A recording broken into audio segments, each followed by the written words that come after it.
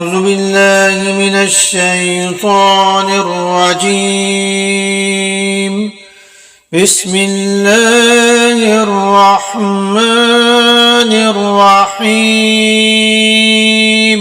سيقول السفهاء من الناس ما ولاهم عن قبلتهم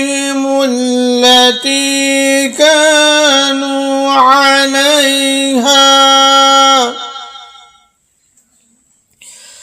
قل لله المشرق والمغرب يهدي من يشاء إلى صراط مستقيم. اب یہ بیوقوف لوگ کہیں گے کہ آخر وہ کیا چیز ہے جس نے ان مسلمانوں کو قبلے کے رخ سے پھیرنے پر آمادہ کر دیا جس کی طرف وہ منہ کرتے چلے آ رہے تھے. کہ آپ کہہ دیجئے کہ مشرق و مغرب سب اللہ کی ہیں، وہ جس کو چاہتا ہے کہ سیدھی راہ کی ہدایت کر دیتا ہے. تو مکہ مکرمہ میں نبی اکرم صلی اللہ علیہ وسلم بیت اللہ کی طرف رخ کر کے نماز پڑھا کرتے تھے. جب آپ مدینہ منورہ تشریف لائے تو آپ کو بیت المقدس کا رخ کرنے کا حکم دیا گیا، جس پر آپ تقریباً 17 مہینے تک عمل کرتے رہے.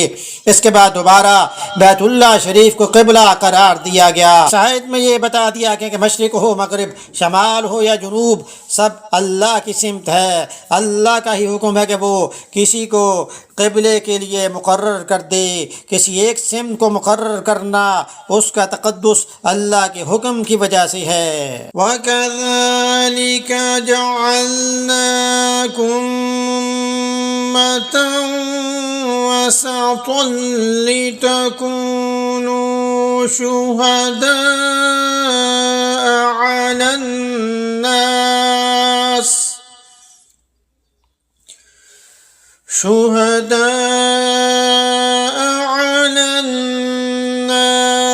وَيَكُونَ الرَّسُولُ عَلَيْكُمْ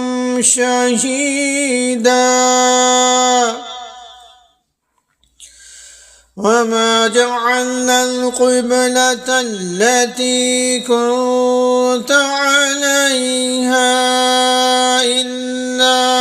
لِنَعْلَمَ مَن يَتَّبِعُ الرَّسُولَ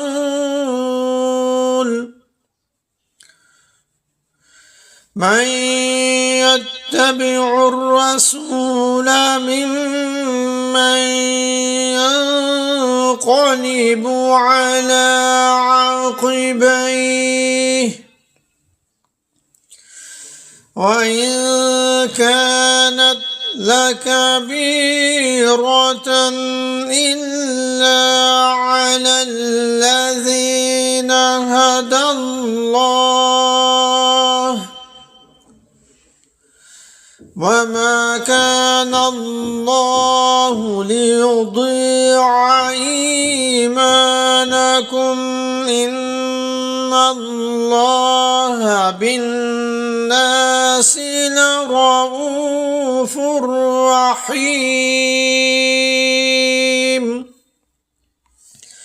اور مسلمانوں اسی طرح تو ہم نے تم کو ایک معتدل امت بنایا ہے تاکہ تم دوسرے لوگوں پر گواہ بنو اور رسول تم پر گواہ بنے. اور جس قبلے پر تم پہلے کاربند تھے اسے ہم نے کسی اور وجہ سے نہیں بلکہ صرف یہ دیکھنے کے لیے مقرر کیا تھا کہ کون رسول کا حکم مانتا ہے اور کون الٹے پاؤں پھر جاتا ہے. اور اس میں شک نہیں کہ یہ بات تھی بڑی مشکل، لیکن ان لوگوں کے لیے ذرا بھی مشکل نہ ہوئی جن کو اللہ نے ہدایت دے دی تھی. اور اللہ تعالی ایسے نہیں کہ تمہارے ایمان کو ضائع کر دے. در حقیقت اللہ لوگوں پر بہت شفقت کرنے والا بڑا مہربان ہے. ہم نے اس آخری زمانے میں دوسرے جہتوں کو چھوڑ کر کعبہ کی سمت کو قبلہ بننے کا شرف عطا فرمایا اور تمہیں اسے دل و جان سے قبول کرنے کی ہدایت دی. اس طرح ہم نے تم کو دوسری امتوں کے مقابلے میں سب سے زیادہ معتدل اور متوازن امت بنایا ہے. چنانچہ اس امت کی شریعت میں ایسے مناسب احکام رکھے گئے ہیں جو قیام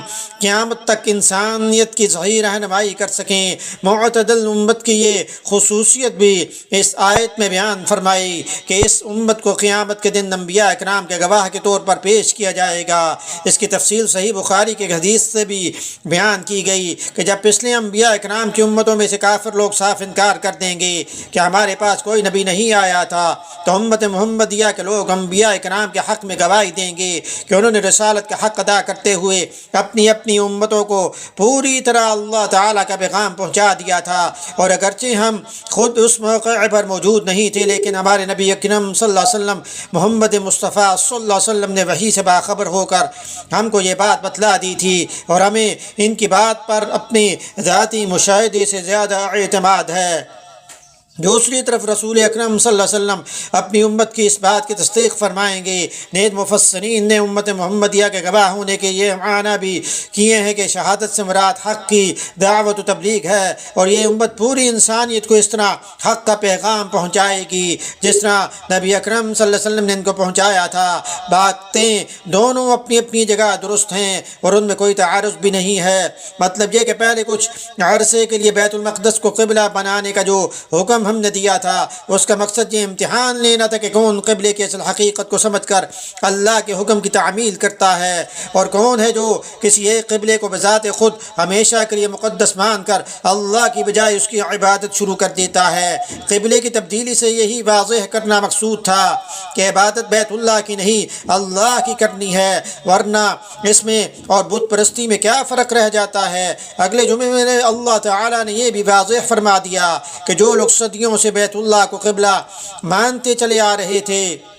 ان کے لیے اچانک بیت المقدس کی طرف رخ موڑ دینا کوئی آسان بات نہ تھی، کیونکہ صدیوں سے دلوں پر حکمرانی کرنے والے اعتقادات کو یکا یک بدل لینا بڑا مشکل ہوتا ہے۔ لیکن جن لوگوں کو اللہ نے یہ سمجھ عطا فرمائی کہ کسی بھی چیز میں کوئی ذاتی تقدس نہیں، اصل تقدس اللہ تعالیٰ کے حکم کو حاصل ہے، ان کو نئی قبلے کی طرف رخ کرنے میں ذرا بھی دقت پیش نہیں آئی، کیونکہ وہ سمجھ رہے تھے کہ ہم پہلے بھی اللہ کے بندے اور اس کتاب فرمات بردار ہیں، اور آج بھی اسی کے حکم پر ایسا کر رہے ہیں۔ اس سلسلہ کلام میں اس جملے کا ایک مطلب تو حضرت حسن بصری رحمۃ اللہ علیہ نے یہ بیان فرمایا کہ اگرچہ نئی قبلے کو اختیار کر لینا مشکل تھا، لیکن جن لوگوں نے اپنی قوت ایمانی کا مظاہرہ کرتے ہوئے اسے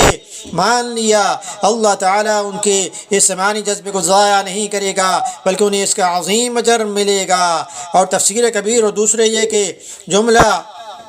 ایک سوال کا جواب بھی ہے جو بعض صحابہ کے دل میں پیدا ہوا، اور وہ یہ کہ جو مسلمان اس وقت انتقال فرما گئی تھی جب قبلہ بیت المقدس تھا، تو کہیں ایسا تو نہیں کہ ان کی وہ نمازیں جو انہوں نے بیت المقدس کی طرف رخ کر کے پڑھی تھیں قبلے کی تبدیلی کے بعد ضائع ہو گئیں؟ آیت نے جواب دیا نہیں، کیونکہ انہوں نے اپنے ایمانی جذبے کے تحت وہ نمازیں اللہ کے حکم کی تعمیل میں پڑھی تھیں، اس لیے وہ نمازیں ضائع نہیں ہوں گی۔ قد نرى تقلب وجهك في السماء فلنولينك قبلة ترضاها فول وجهك شطر المسجد الحرام وحيث ما كنتم فولوا وجوهكم شطره وإن الذين أوتوا الكتاب ليعلمون أنه الحق من ربهم وما الله بغافل عما يعملون۔ اے پیغمبر ہم تمہارے چہرے کو بار بار آسمان کی طرف اٹھتے ہوئے دیکھ رہے ہیں، چنانچہ ہم تمہارا رخ ضرور اس قبلے کی طرف پھیر دیں گے جو آپ کو پسند ہے۔ لو اب اپنا رخ مسجد حرام کی سمت کر لو، اور آئندہ جہاں کہیں آپ ہوں اپنے چہرے کا رخ نماز پڑھتے ہوئے اسی کی طرف رکھا کریں۔ اور جن لوگوں کو کتاب دی گئی وہ خوب جانتے ہیں کہ یہی بات حق ہے جو ان کے پروردگار کی طرف سے آئی ہے، اور جو کچھ یہ کر رہے ہیں اللہ اس سے غافل نہیں ہے۔ جب بیت المقدس کو قبلہ بنایا گیا تو نبی اکرم صلی اللہ علیہ وسلم کو یہ اندازہ تھا کہ یہ حکم عارضی ہے، چونکہ بیت المقدس کے مقابلے میں زیادہ قدیم بھی تھا اور اس سے حضرت ابراہیم علیہ السلام کی یادیں بھی وابستہ تھیں، اس لیے آپ کی طبعی خواہش بھی تھی کہ اس کو قبلہ بنایا جائے۔ چنانچہ نبی اکرم صلی اللہ علیہ وسلم قبلے کی تبدیلی کا انتظار اور اشتیاق میں کبھی کبھی آسمان کی طرف منہ اٹھا کر دیکھتے تھے۔ اس آیت میں آپ کی اس کیفیت کا تذکرہ کیا گیا، اور اہل کتاب اچھی طرح جانتے ہیں کہ قبلے کی تبدیلی کا جو حکم دیا گیا وہ بالکل برحق ہے۔ اس کی ایک وجہ تو یہ ہے کہ وہ لوگ حضرت ابراہیم علیہ السلام کو مانتے تھے، اور یہ بات تاریخی طور پر ثابت تھی کہ انہوں نے اللہ تعالیٰ کے حکم سے مکہ میں کعبہ تعمیر کیا تھا، بلکہ بعض مورخین نے خود تورات کے دلائل سے ثابت کیا ہے کہ حضرت ابراہیم علیہ السلام کی تمام اولاد بشمول حضرت اسحاق علیہ السلام کا قبلہ کعبہ ہی تھا۔ وَلَئِنْ أَتَيْتَ الَّذِينَ أُوتُوا الْكِتَابَ بِكُلِّ آيَةٍ مَا تَبِعُوا قِبْلَتَكَ وَمَا أَنْتَ بِتَابِعٍ قِبْلَتَهُمْ وَمَا بَعْضُهُمْ بِتَابِعٍ قِبْلَةَ بَعْضٍ وَلَئِنِ اتَّبَعْتَ أَهْوَاءَهُمْ مِنْ بَعْدِ مَا جَاءَكَ مِنَ الْعِلْمِ إِنَّكَ إِذًا لَّمِنَ الظَّالِمِينَ۔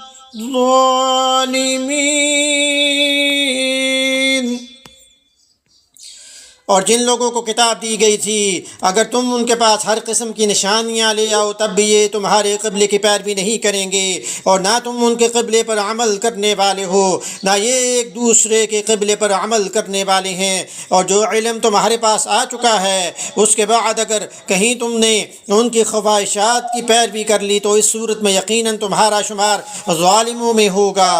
یعنی اب بیت اللہ ہمیشہ قبلہ رہے گا، کبھی منسوخ نہ ہوگا۔ یہ اس لیے فرمایا گیا تاکہ اہل کتاب رسول اللہ صلی اللہ علیہ وسلم سے اپنے قبلے کی طرف رجوع فرمانے سے نا امید ہو جائیں۔ یہود اور نصارہ ہر ایک فریق کا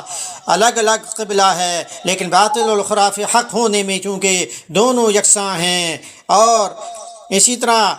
نہ ان میں سے ایک پیروی کرنے والا ہے دوسرے کی۔ اور چونکہ یہود کا قبلہ بیت المقدس تھا اور بیت المقدس مغرب میں ہے، اور نصارہ کا قبلہ مشرق تھا، اس لیے فرمایا یہ آپس میں بھی ایک دوسرے کی موافقت نہ کریں گے۔ الذين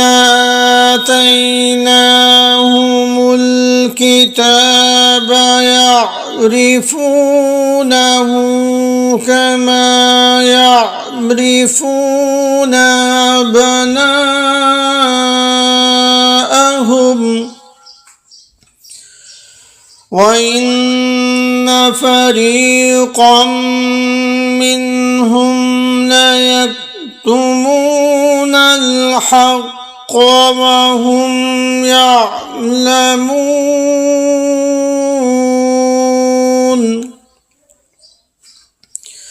الحق من ربك فلا تكونن من الممترين۔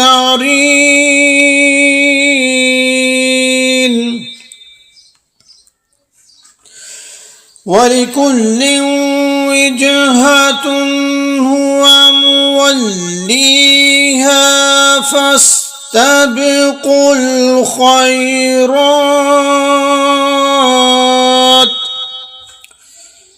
أَيْنَمَا تَكُونُوا يَأْتِ بكم الله جميعا إن الله على كل شيء قدير۔ جن لوگوں کو ہم نے کتاب دی ہے وہ اس کو اتنی اچھی طرح پہچانتے ہیں جیسے اپنے بیٹوں کو پہچانتے ہیں، اور یقین جانو کہ ان میں سے کچھ لوگوں نے حق کو جان بوجھ کر چھپا رکھا ہے، اور حق وہی ہے جو تمہارے پروردگار کی طرف سے آیا ہے، لہذا شک کرنے والوں میں ہرگز شامل نہ ہو جانا۔ اور ہر گروہ کی ایک سمت ہے جس کی طرف وہ رخ کرتا ہے، لہذا تم نیک کاموں میں ایک دوسرے سے آگے بڑھنے کی کوشش کرو، تم جہاں بھی ہوگے اللہ تم سب کو اپنے پاس لے آئے گا، یقیناً اللہ ہر چیز پر قادر ہے۔ اس آیت میں نبی اکرم صلی اللہ علیہ وسلم کو بحیثیت رسول پہچاننے کی تشبیہ اپنے بیٹے کو پہچاننے کے ساتھ دی گئی ہے کہ یہ لوگ جس طرح اپنے بیٹوں کو پوری طرح پہچانتے ہیں ان میں کبھی شبہ نہیں ہوتا، اس طرح تورات و انجیل میں جو رسول اللہ صلی اللہ علیہ وسلم کی بشارت اور آپ صلی اللہ علیہ وسلم کی واضح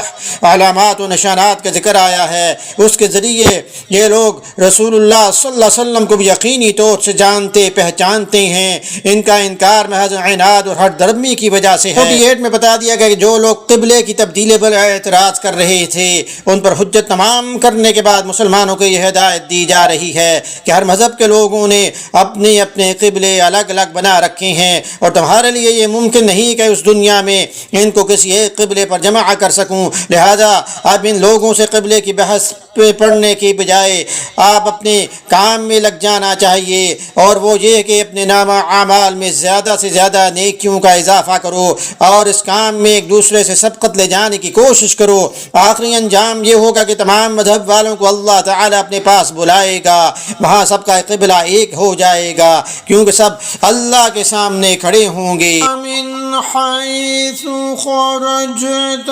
فول وجهك شطر المسجد الحرام وإنه للحق من ربك وما الله بغافل عما تعملون۔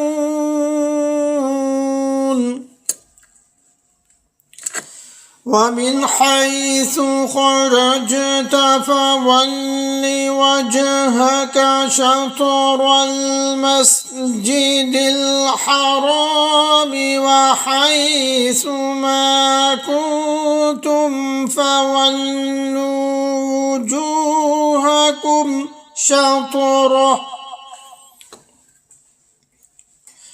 لئلا يكون للناس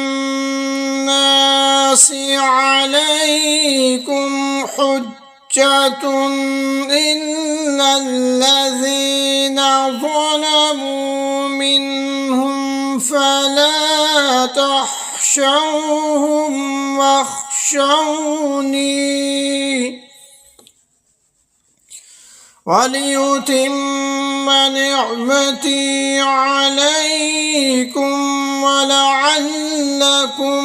تهتدون۔ كما أرسلنا فيكم رسولا منكم يتلو عليكم آياتنا ويزكيكم ويعلمكم الكتاب والحكمة ويعلمكم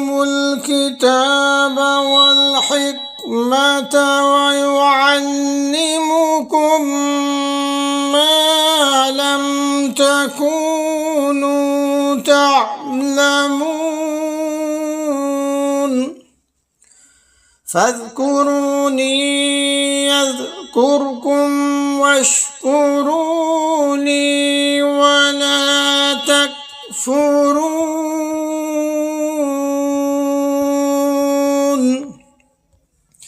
اور تم جہاں سے بھی سفر کے لیے نکلو اپنا منہ نماز کے وقت مسجد حرام کی طرف کرو، اور یقیناً یہی بات ہے جو تمہارے پروردگار کی طرف سے آئی ہے، اور جو کچھ تم کرتے ہو اللہ اس سے بے خبر نہیں ہے۔ اور جہاں سے بھی تم نکلو اپنا منہ مسجد حرام کی طرف کرو، اور تم جہاں کہیں ہو اپنے چہرے اسی کی طرف رکھو تاکہ لوگوں کو تمہارے خلاف حجت بازی کا موقع نہ ملے۔ البتہ ان میں سے جو لوگ ظلم کے خوگر ہیں وہ کبھی خاموش نہ ہوں گے، سو ان کا کچھ خوف نہ رکھو، ہاں میرا خوف رکھو تاکہ میں تم پر اپنا انعام مکمل کر دوں اور تاکہ تم ہدایت حاصل کر سکو۔ اور یہ انعام ایسا ہی ہے جیسے ہم نے تمہارے درمیان تم ہی میں سے ایک رسول بھیجا جو تمہارے سامنے ہماری آیتوں کی تلاوت کرتا ہے، تمہیں پاکیزہ بناتا ہے اور تمہیں کتاب اور حکمت کی تعلیم دیتا ہے اور تمہیں وہ باتیں سکھاتا ہے جو تم نہیں جانتے، لہذا مجھے یاد کرو، میں تمہیں یاد رکھوں گا، اور میرا شکر ادا کرو اور میری ناشکری نہ کرو۔ تو ان آیات میں جو چیز واضح بتا دی گئی وہ یہ کہ جہاں بھی تم ہو سفر کے لیے نکلو تو اللہ تعالیٰ نے مسجد حرام کی طرف رخ کرنے کا حکم ان آیتوں میں 3 مرتبہ دہرایا ہے۔ اس سے ایک تو حکم کی اہمیت اور تاکید اتنانی مقصود ہے، اور دوسرے یہ بھی بتلانا ہے کہ قبلے کا رخ کرنا صرف اس حالت میں نہیں ہے کہ جب کوئی شخص بیت اللہ کے سامنے موجود ہو، بلکہ جب مکہ مکرمہ سے نکلا ہوا ہو تب بھی یہی حکم ہے، اور کہیں دور چلا جائے تب بھی یہی فریضہ ختم نہیں ہوتا۔ البتہ یہاں اللہ تعالیٰ نے سمت کا لفظ استعمال فرما کر اس طرف بھی اشارہ کیا کہ کعبے کا رخ کرنے کے لیے یہ ضروری نہیں کہ انسان کعبے کی طرف 100% سیدھ میں ہو، بلکہ اگر سمت وہی ہے تو کعبے کی طرف رخ کرنے کا حکم پورا ہو جائے گا، اور انسان اس معاملے میں اتنا ہی مکلف ہے کہ وہ اپنے بہترین ذرائع استعمال کر کے سمت صحیح متعین کر لے۔ ایسا کرنے کے بعد اس کی نماز ہو جائے گی۔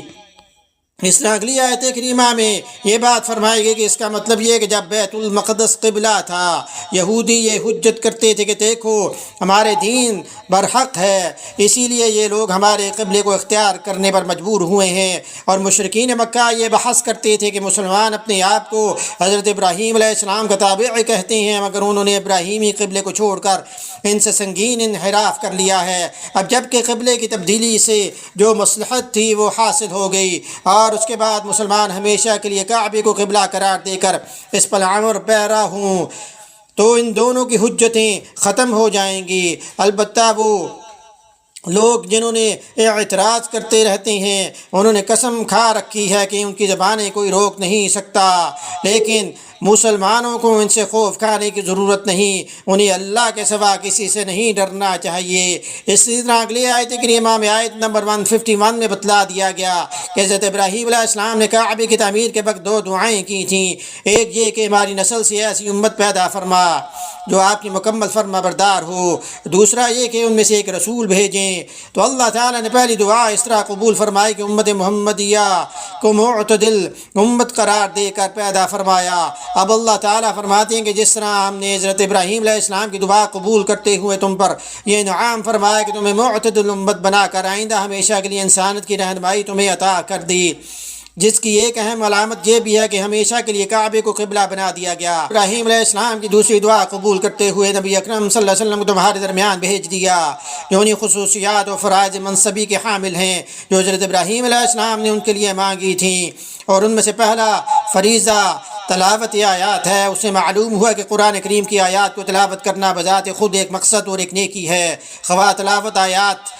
بغیر سمجھے کی جائے، کیونکہ قرآن کے معنی کی تعلیم آگے ایک مستقل فریضے کے طور پر بیان کی گئی ہے۔ دوسرا مقصد قرآن کریم کی تعلیم ہے۔ اس سے یہ بات واضح ہوتی ہے کہ نبی اکرم صلی اللہ علیہ وسلم کی تعلیم کے بغیر قرآن کریم کو ٹھیک سمجھنا ممکن نہیں ہے، اور یہ کہ صرف ترجمہ پڑھ لینے سے قرآن کریم کی صحیح سمجھ حاصل نہیں ہو سکتی، کیونکہ اہل عرب عربی زبان سے خوب واقف تھے، انہیں ترجمہ سکھانے کے لیے کسی استاد کی ضرورت نہیں تھی۔ تیسری آپ کا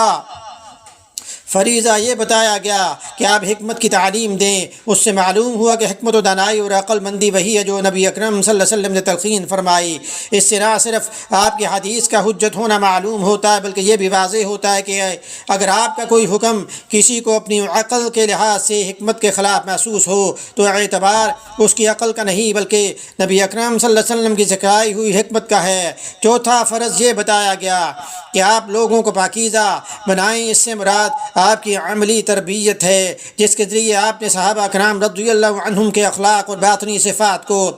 گندے جذبات سے پاک کر کے انہیں اعلیٰ درجے کی خصوصیات سے آراستہ فرمایا۔ اس سے معلوم ہوا کہ قرآن و سنت کا صرف کتابی علم بھی انسان کی اصلاح کے لیے کافی نہیں جب تک کہ اس نے اس علم کو اپنی زندگی میں نافذ کرنے کی عملی تربیت نہ کر لی ہو۔ نبی اکرم صلی اللہ علیہ وسلم نے صحابہ رضی اللہ عنہم کو اپنی صحبت سے سرفراز فرما کر ان کی تربیت فرمائی۔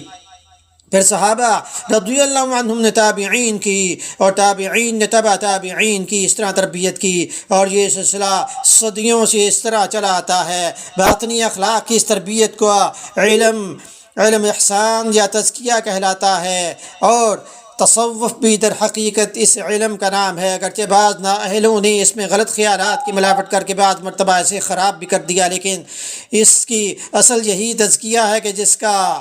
ذکر قرآن کریم نے یہاں فرمایا، اور ہر دور میں تصوف کی اصل حقیقت کو سمجھ کر اس پر عمل کرنے والے ہمیشہ موجود رہے۔ اور اس کے بعد اگلی آیت کریمہ میں یہی بات فرما دی گئی کہ مجھے یاد کرو میں تمہیں یاد رکھوں گا، میرا شکر ادا کرو اور میری ناشکری نہ کرو۔ یا ایہا الذین آمنوا استعینوا بالصبر والصلاة ان اللہ مع الصابرین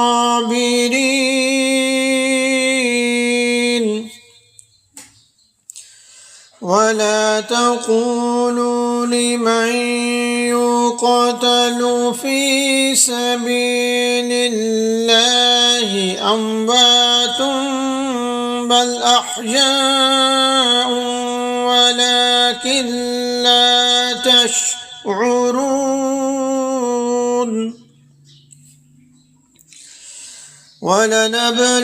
ولنبلونكم بشيء من الخوف والجوع ونقص من الأموال والأنفس والثمرات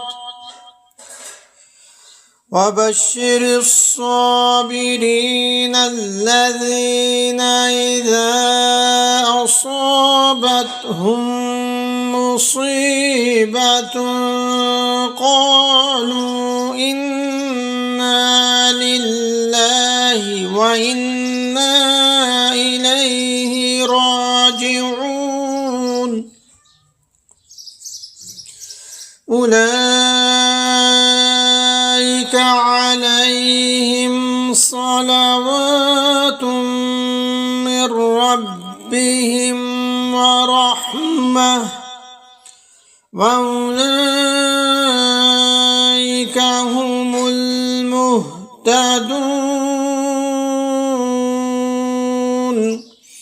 اے ایمان والو صبر اور نماز سے مدد حاصل کرو، بے شک اللہ صبر کرنے والوں کے ساتھ ہے، اور جو لوگ اللہ کے راستے میں قتل ہوں ان کو مردہ نہ کہو، دراصل وہ زندہ ہیں مگر تم کو ان کی زندگی کا احساس نہیں ہوتا۔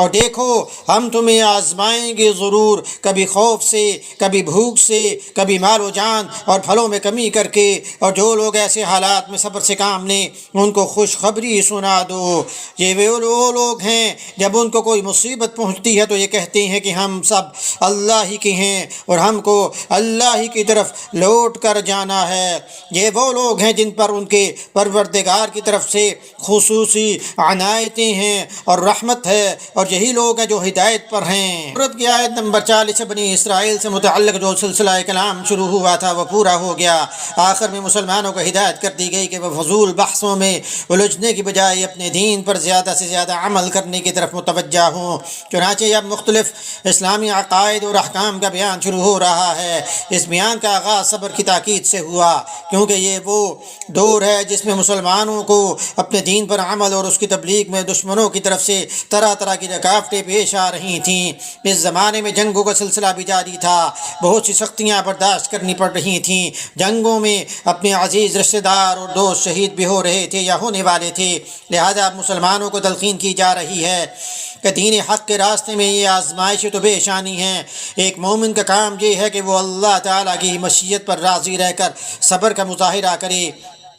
واضح رہے کہ صبر کا مطلب یہ نہیں کہ انسان کو کسی تکلیف یا صدمہ پر روئے نہیں۔ صدمے کی بات پر رنج کرنا انسان کی فطرت میں داخل ہے، اس لیے شریعت نے اس پر کوئی پابندی نہیں لگائی۔ جو رونا بے اختیار آ جائے وہ بھی بے صبری میں داخل نہیں۔ البتہ صبر کا مطلب یہ ہے کہ صدمے کے باوجود اللہ تعالیٰ سے کوئی شکوہ نہ ہو، بلکہ اللہ تعالیٰ کے فیصلے پر انسان عقلی طور پر راضی رہے۔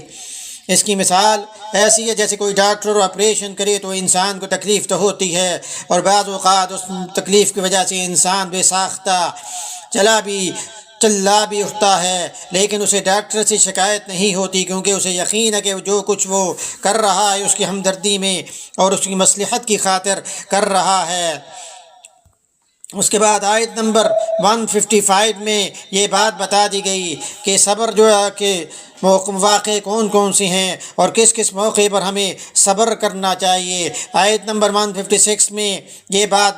بتا دی گئی۔ اس حقیقت کا اظہار ہے کہ چونکہ ہم سب اللہ کی ملکیت میں ہیں اور اسی لیے اسے ہمارے بارے میں ہر فیصلہ کرنے کا اختیار ہے، چونکہ ہم اسی کے ہیں اور کوئی بھی اپنی چیز کا برا نہیں چاہتا، اس لیے ہمارے بارے میں اس کا ہر فیصلہ خود ہماری مصلحت میں ہوگا، چاہے فی الحال ہمیں وہ مصلحت سمجھ میں نہ آ رہی ہو۔ دوسری طرف اس حقیقت کا اظہار ہے کہ ایک دن ہمیں بھی اللہ تعالیٰ کے پاس اسی جگہ جانا ہے جہاں ہمارا کوئی عزیز یا دوست کیا ہے، لہذا یہ جدائی عارضی ہے، ہمیشہ کے لیے نہیں، اور جب ہم اس کے پاس لوٹ کر جائیں گے تو ہمیں اس صدمے یا تکلیف پر انشاءاللہ ثواب بھی ملنا ہے۔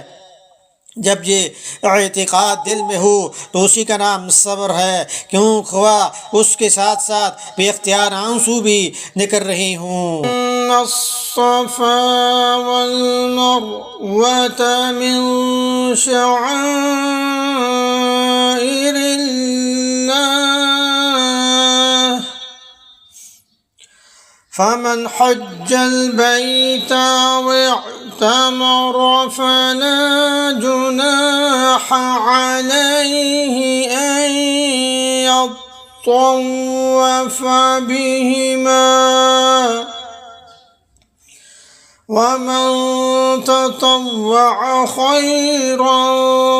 فإن الله شاكر عليم۔ إن الذين يكتمون ما أنزلنا من البينات والهدى من بعد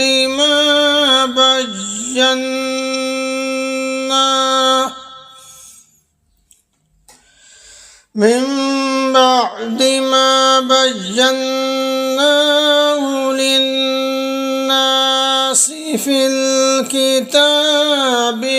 أولئك يلعنهم الله ويلعنهم اللاعنون، إلا الذين تابوا وأصلحوا وبينوا فأولئك أتوب عليهم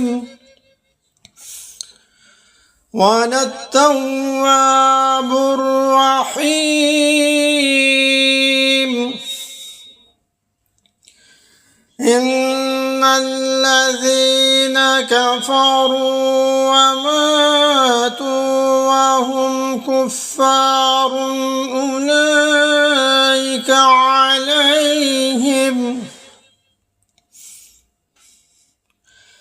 أولئك عليهم لعنة الله والملائكة والناس أجمعين خالدين فيها لا يخفف عنهم العذاب ولا هم ينظرون وإلهكم إله واحد لا إله إلا هو الرحمن الرحيم۔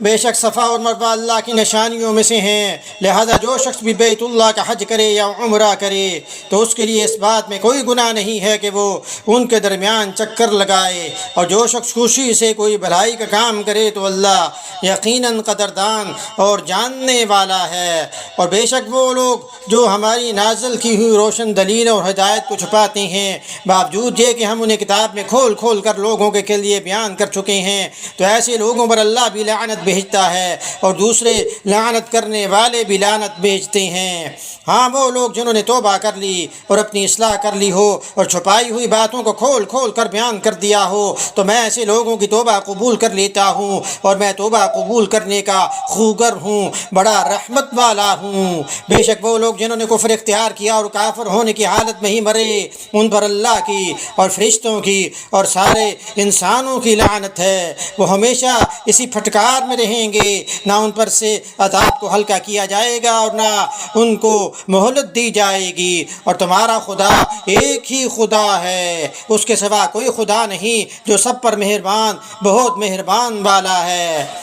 تو ان آیات میں اللہ پاک نے یہ بات فرمائی ہے کہ صفا اور مروہ مکہ مکرمہ میں دو پہاڑیاں ہیں۔ جب ابراہیم علیہ السلام اپنی اہلیہ حضرت حاجرہ رضی اللہ عنہا کو اپنی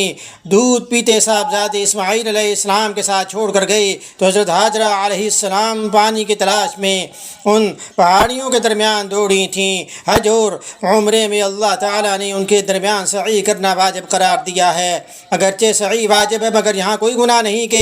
الفاظ اس لیے استعمال فرمائے گئے ہیں کہ زمانہ جاہلیت میں یہاں دو بت رکھے تھے جو گرچہ بعد میں ہٹا لیے گئے، مگر بعض صحابہ کو یہ شک ہوا کہ شاید ان پہاڑیوں کے درمیان دوڑنا جاہلیت کی نشانی ہونے کی وجہ سے گناہ ہو۔ آیت نے یہ شک دور کر دیا۔ اسی طرح آیت نمبر 159 میں یہ بات فرمائی گئی کہ اشارہ ان یہودیوں اور عیسائیوں کی طرف ہے جو پچھلی آسمانی کتابوں میں مذکور ان بشارتوں کو چھپاتے تھے جو نبی اکرم صلی اللہ علیہ وسلم کے بارے میں نازل ہوئی تھیں۔ اور اسی طرح آیت نمبر 163 میں یہ بات فرما دی گئی کہ تمہارا خدا ایک ہی خدا ہے، اللہ کے علاوہ کوئی معبود نہیں، وہ بڑا مہربان اور رحم والا ہے۔ إن في خلق السماوات والأرض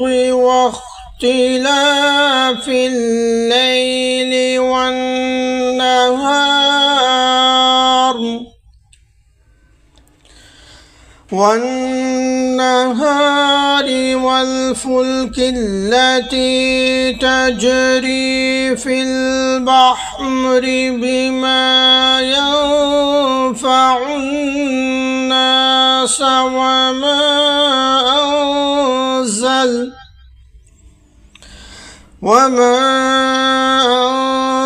الله من السماء من ماء فأحيا به الأرض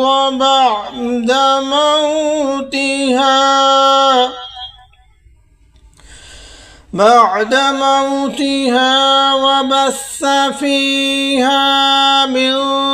كل دابة وتصريف الرياح والسحاب المسخر بين السماء والأرض والأرض لآيات لقوم يعقلون۔ بے شک آسمان اور زمین کی تخلیق میں، رات دن کے لگاتار آنے جانے میں، ان کشتیوں میں جو لوگوں کے فائدے کا سامان لے کر سمندر میں تیرتی ہیں، اس پانی میں جو اللہ نے آسمان سے اتارا، اس کے ذریعے زمین کو اس کے مردہ ہو جانے کے بعد زندگی بخشی، اور اس میں ہر قسم کے جانور پھیلا دیے، اور ہواؤں کی گردش میں اور ان بادلوں میں جو آسمان اور زمین کے درمیان تابع دار بن کر کام میں لگے ہوئے ہیں، ان لوگوں کے لیے نشانیاں ہی نشانیاں ہیں جو اپنی عقل سے کام لیتے ہیں۔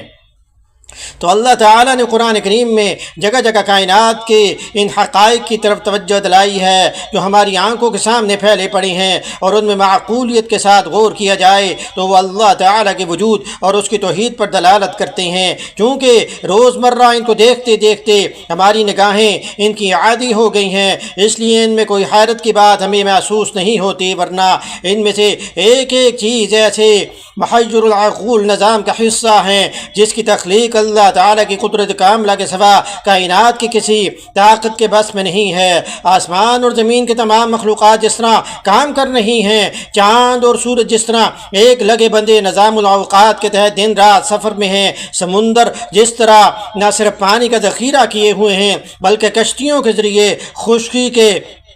مختلف حصوں کو جوڑے ہوئے ہیں اور ان کی ضرورت کا سامان ایک جگہ سے دوسری جگہ منتقل کر رہا ہے، بادل اور ہوائیں جس انداز میں انسانوں کی زندگی کا سامان مہیا کر رہی ہیں، ان سب چیزوں کے بارے میں بدترین حماقت کے بغیر یہ سمجھنا ممکن نہیں ہے کہ یہ سب کچھ خود بخود کسی خالق کے بغیر ہو رہا ہے۔ مشرکین عرب یہ باتیں تھے کہ ساری کائنات اللہ تعالیٰ کی پیدا کی ہوئی ہے، لیکن ساتھ یہ عقیدہ رکھتے تھے کہ ان تمام کاموں میں کئی دیوتا اس کے مددگار ہے۔ قرآن کریم فرماتا ہے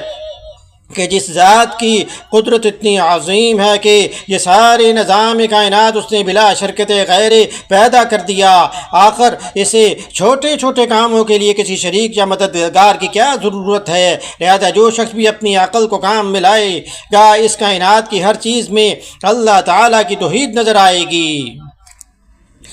وَمِنَ النَّاسِ مَن يَتَّخِذُ مِن دُونِ اللَّهِ أَندَادًا يُحِبُّونَهُمْ كَحُبِّ اللَّهِ وَالَّذِينَ آمَنُوا أَشَدُّ حُبًّا لِلَّهِ وَلَوْ يَرَى الَّذِينَ ظَلَمُوا إِذْ يَرَوْنَ الْعَذَابَ أَنَّ الْقُوَّةَ لِلَّهِ جَمِيعًا وَأَنَّ اللَّهَ شَدِيدُ الْعَذَابِ۔ اور اس کے باوجود لوگوں میں کچھ بھی وہ بھی ہیں جو اللہ کے علاوہ دوسروں کو اس کی خدائی میں اس طرح شریک قرار دیتے ہیں کہ ان سے ایسی محبت رکھتے ہیں جیسی اللہ کی محبت رکھنی چاہیے، اور جو لوگ ایمان لا چکے ہیں وہ اللہ ہی سے سب سے زیادہ محبت رکھتے ہیں، اور کاش کہ یہ ظالم جب دنیا میں کوئی تکلیف دیکھتے ہیں اسی وقت یہ سمجھا لیا کریں کہ تمام تر طاقت اللہ ہی کو حاصل ہے، اور یہ کہ اللہ کا عذاب آخرت میں اس وقت بڑا سخت ہوگا۔ إِذْ تَبَرَّأَ الَّذِينَ اتُّبِعُوا مِنَ الَّذِينَ اتَّبَعُوا وَرَأَوُا الْعَذَابَ وَتَقَطَّعَتْ بِهِمُ الْأَسْبَابُ۔ جب وہ پیشوا جن کے پیچھے یہ لوگ چلتے رہے ہیں اپنے پیروکاروں میں سے مکمل بے تعلقی کا اعلان کریں گے، اور یہ سب لوگ عذاب کو اپنی آنکھوں کے سامنے دیکھ لیں گے اور ان کے تمام باہمی رشتے کٹ کر رہ جائیں گے۔ وَقَالَ الَّذِينَ اتَّبَعُوا لَوْ أَنَّ لَنَا كَرَّةً فَنَتَبَرَّأَ مِنْهُمْ كَمَا تبرؤوا منا كذلك يريهم الله أعمالهم حسرات عليهم وما هم بخارجين من النار۔ اور جنہوں نے ان پیشواؤں کی پیروی کی تھی وہ کہیں گے کہ کاش ہمیں ایک مرتبہ پھر دنیا میں لوٹنے کا موقع دے دیا جائے تو ہم بھی ان پیشواؤں سے اسی طرح بے تعلقی کا اعلان کریں جیسے انہوں نے ہم سے بے تعلقی کا اعلان کیا ہے، اور اس طرح اللہ انہیں دکھا دے گا کہ ان کے اعمال آج ان کے لیے حسرت ہی حسرت بن چکے ہیں، اور اب وہ کسی صورت دوزخ سے نکلنے والے نہیں ہیں۔